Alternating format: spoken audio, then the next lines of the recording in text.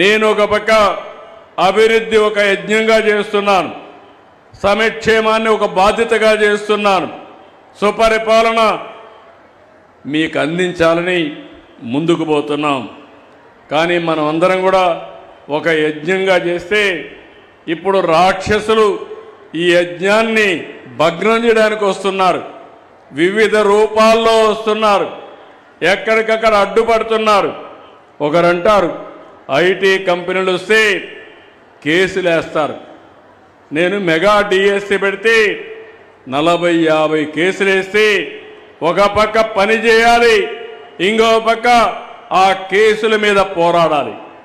నిన్నే కానిస్టేబుల్ ఉద్యోగాలు ఇస్తే దానికి కూడా కోర్టు పోయే పరిస్థితికి వచ్చారు.